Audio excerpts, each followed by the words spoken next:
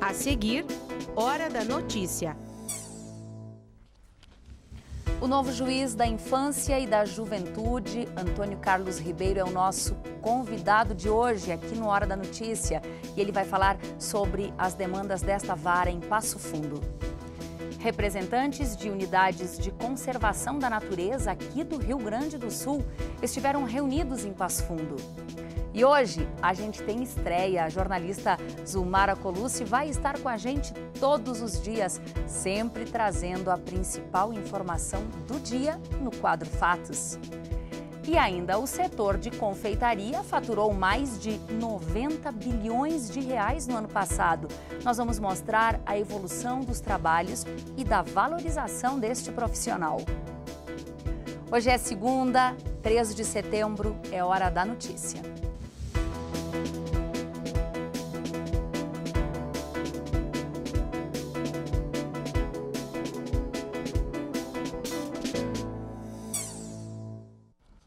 Representantes de unidades de conservação da natureza aqui do Rio Grande do Sul estiveram reunidos em Passo Fundo.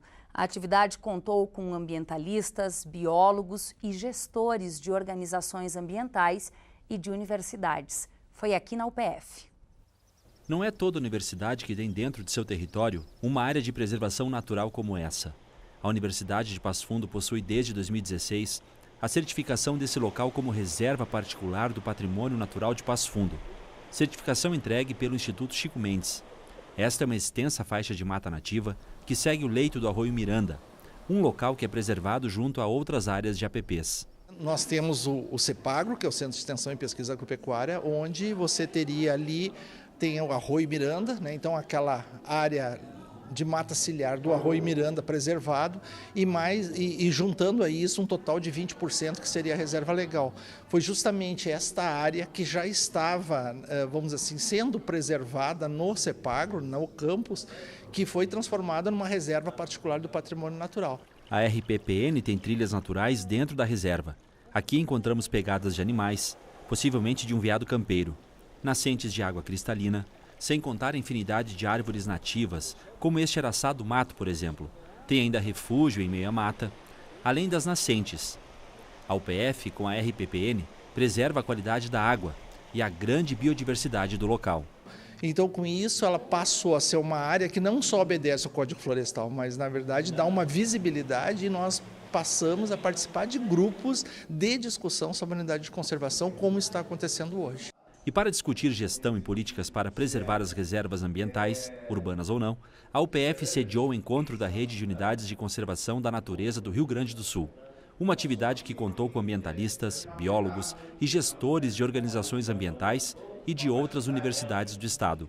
Uma reunião que terá outros encontros ainda neste ano. Está sendo discutido aqui as dificuldades que cada um enfrenta, possibilidades de que as unidades de conservação possam ter uma sustentabilidade principalmente econômica, não apenas da conservação, mas a sustentabilidade econômica, uma vez que os recursos repassados normalmente pelos governos, dentro das suas prioridades, nem sempre atendem adequadamente isso. E voltando à reserva natural da UPF, estima-se que vivam aqui mais de 100 espécies de aves, além de outros animais silvestres que ainda não foram catalogados. Mas tem também anfíbios, peixes, sem contar que esta água é responsável pelo abastecimento de quase metade da população de Passo Fundo. Há um mês e meio, a Vara da Infância e da Juventude tem um novo juiz em Passo Fundo respondendo pelos processos, depois de ter passado 2 anos sem um titular. É com o juiz Antônio Carlos Ribeiro que a gente vai conversar agora, ele que vem da comarca de Erechim, onde atuou por 25 anos. Seja muito bem-vindo a Passo Fundo e principalmente agora também ao UPF TV. Muito obrigado. Bom, doutor, quando o senhor assumiu, existiam cerca de 2.000 processos. Essa é considerada uma demanda grande quando a gente está se referindo aí a crianças e adolescentes. O que foi possível fazer nesse 1 mês e meio? Isso, de fato, nós tínhamos uma demanda represada, embora o trabalho eficiente do colega substituto, mas foi impossível, né, levar 2 jurisdições ao mesmo tempo, né, com a prioridade que exige a infância. Encontramos já em julho em torno de 1.600 processos.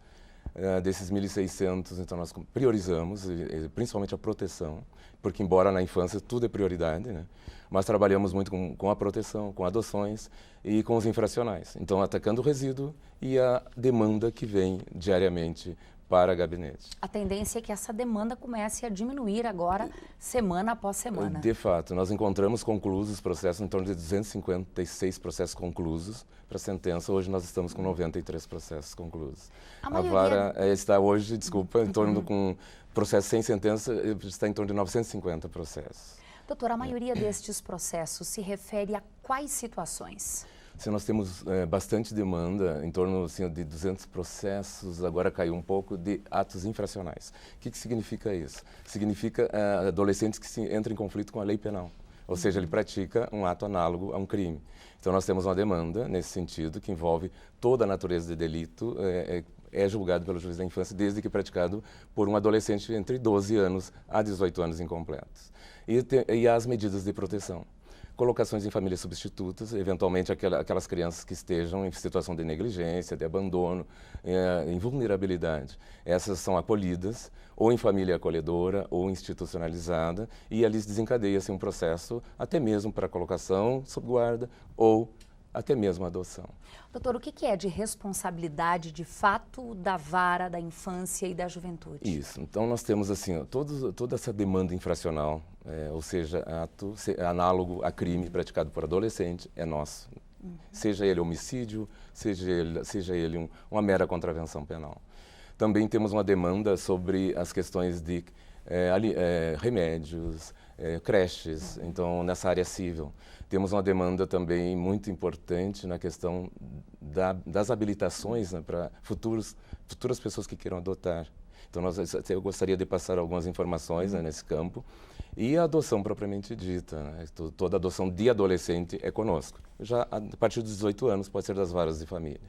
Doutora, a estrutura que o senhor encontrou para trabalhar aqui em Passo Fundo, ela é suficiente para atender essa demanda? Isso, nós estamos assim, ó, bem estruturados. Claro que sempre nós precisamos de mais um funcionário, mais um estagiário, mas com o pessoal, a equipe que nós estamos montados, que eles são muito comprometidos. Eles têm a gente percebe a vocação para trabalhar nessa área. Estamos uma boa estrutura para enfrentar essa demanda, sim.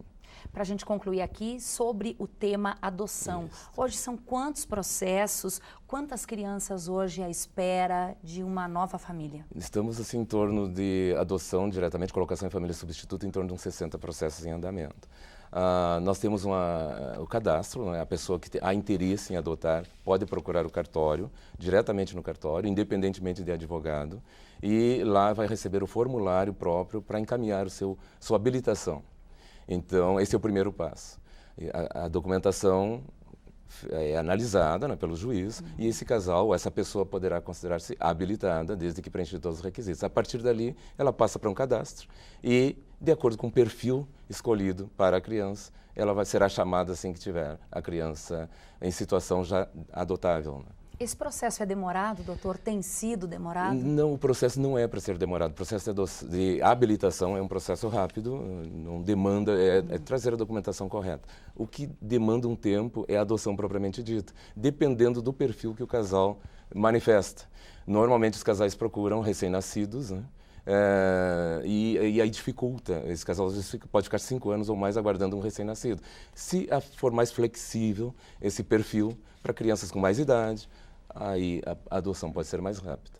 Doutor, muitíssimo obrigada pelas informações e conte sempre com o PFTV. Muitíssimo obrigada. Eu que agradeço pela oportunidade. Estarei sempre à disposição. Obrigada.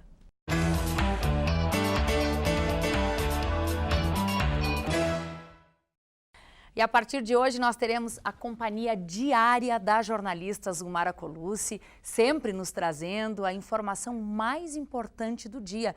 Como estamos em plena campanha eleitoral, não é, Zumara? Os assuntos de política ganham uma certa prioridade. Seja bem-vinda agora oficialmente todos os dias. Obrigada, Thaís. Isso mesmo. O ministro Luiz Felipe Salomão, do Tribunal Superior Eleitoral, determinou agora pela manhã que o Partido dos Trabalhadores suspenda a veiculação de propaganda no horário eleitoral que apresenta o ex-presidente Lula como candidato à presidência da República. Na decisão liminar, ele estipulou multa de R$500 mil em caso de descumprimento na decisão e acatou os argumentos do Partido Novo de que a propaganda do PT descumpriu decisão do plenário do TSE. Entre a sexta-feira e o começo da madrugada de sábado, por 6-1, o plenário do TSE decidiu barrar a candidatura de Lula com base na lei da ficha limpa, em decorrência de sua condenação em segunda instância pela Justiça Federal. Desde 7 de abril, o ex-presidente cumpre pena de 12 anos e 1 mês de prisão por corrupção e lavagem de dinheiro imposta pelo Tribunal Regional Federal da 4ª Região, no caso do Triplex, em Guarujá. Segundo a decisão do tribunal, o partido terá 10 dias para indicar o substituto, mesmo prazo que o PT tem para recorrer da decisão. E a partir de hoje, o eleitor que pediu para votar em trânsito pode consultar a sessão eleitoral destinada. A consulta é pelo site do Tribunal Superior Eleitoral, no link Serviços ao Eleitor. Passo Fundo, que será uma das 15 cidades gaúchas com voto em trânsito, recebeu 438 pedidos. Zumara, alguma novidade também com relação ao IDEB? Sim, Thaís. Divulgada agora pela manhã, a meta do Índice de Desenvolvimento da Educação Básica, estabelecida para 2017, foi cumprida apenas nos anos iniciais do ensino fundamental no país. No ensino médio e séries finais do fundamental, as metas não foram alcançadas. E o Rio Grande do Sul teve desempenho inferior ao nacional, 3,7 pontos em uma escala de 0 a 10. Melhorou apenas 1/10 em 2 anos. Obrigada, Zumara, pelas informações. Bom trabalho. A gente espera por você amanhã. Até amanhã. Obrigada. E a seguir, a evolução no setor da confeitaria, desde os trabalhos até a valorização profissional.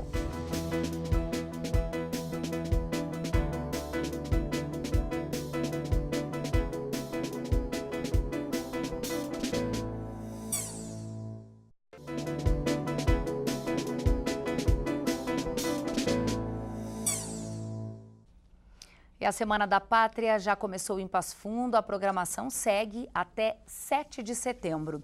A abertura foi no sábado, no Parque da Gare, foram hasteadas as bandeiras e a pira foi acesa. Até o dia 7, grupos e escolas ficarão de guarda para cuidar o fogo. Neste ano, o tema nacional da semana é o seguinte: 50 anos do projeto Rondon, que aproxima universitários de comunidades em vulnerabilidade no Brasil. O fim de semana foi de muita chuva em Passo Fundo. Desde a noite de sexta-feira até a madrugada de hoje, foram registrados 138 milímetros. Veja então como fica o tempo nos próximos dias.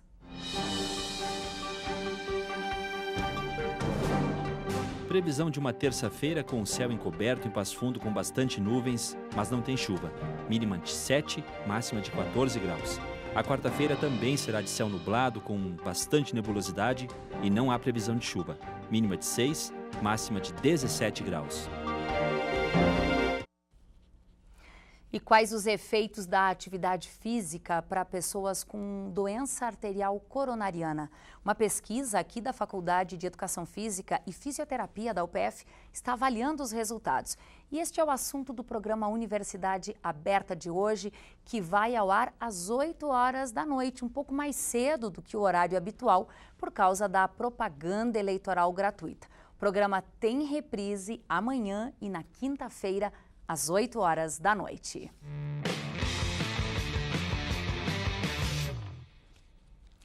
E agora a gente fica sabendo as vitórias, os resultados, que os atletas apoiados aqui pela UPF trouxeram para a região neste final de semana. Olha só, o ciclista Lorenzo Vucci foi o campeão gaúcho de ciclismo pela categoria Sub-23. Foi no Autódromo Internacional de Santa Cruz.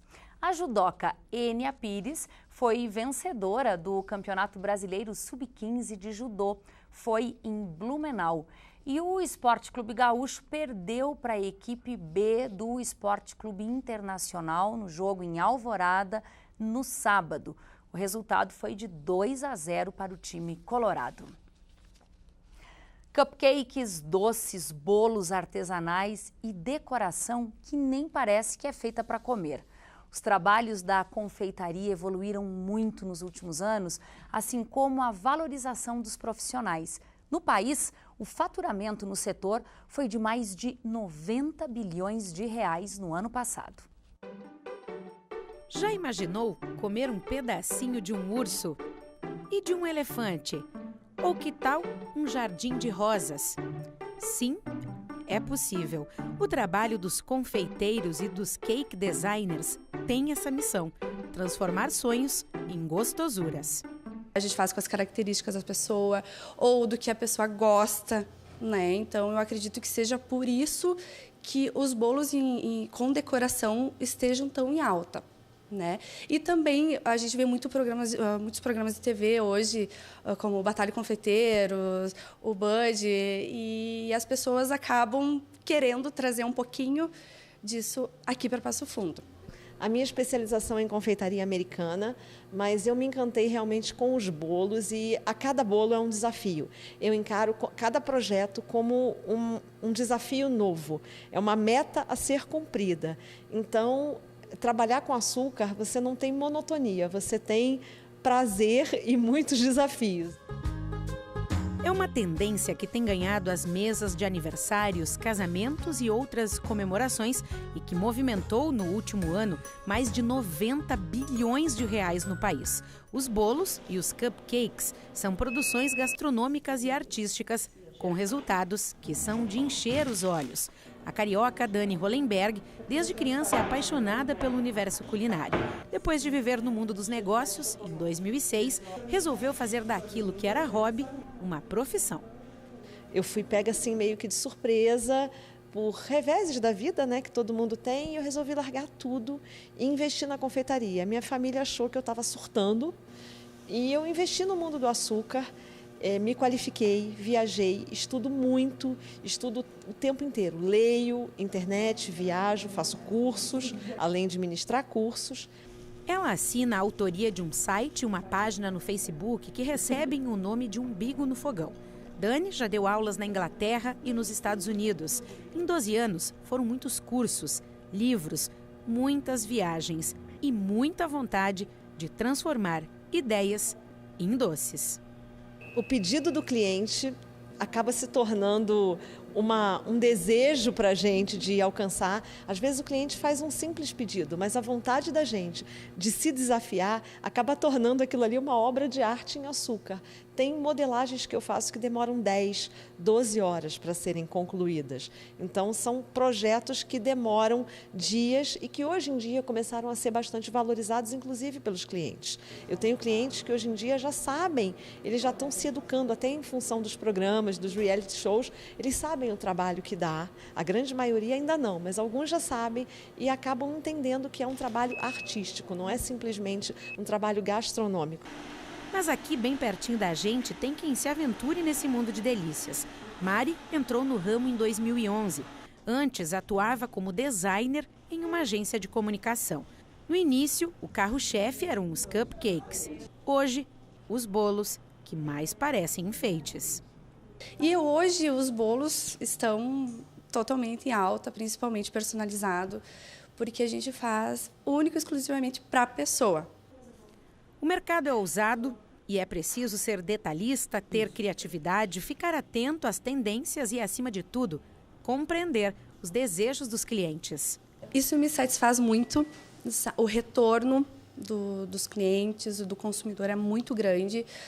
É positivo, porque a gente trabalha com os sonhos das pessoas, né? E isso me realiza, porque você entregar o bolo, muitas vezes as pessoas se emocionam porque o sonho dela está ali naquele bolo. A estimativa do Instituto Tecnológico de Panificação e Confeitaria é de que, nos últimos 2 anos, o número de confeiteiros tenha quase dobrado no país. Mas ainda há espaço para expansão. O setor de confeitaria representa apenas 10% do mercado de panificação. Mari, por exemplo, aposta no trabalho manual. Tudo aqui é feito à mão, desde o corte das massas dos bolos até os enfeites de pasta americana. 95% dos meus trabalhos são feitos à mão, modelado, não tem molde. olhando, tentando, sabe? Até ficar do jeito que eu quero. Eu sempre estou em busca de novidades, de tendências, né? A tendência sempre vem de fora, né? Então, eu estou sempre buscando me especializar, pesquisando, estudando, tem que ser, né? Porque vai mudando. Uma hora o bolo é mais arredondado, outra hora o bolo tem as quinas mais retas.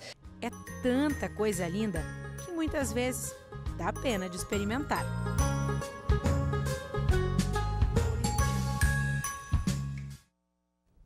Essas foram as informações de hoje.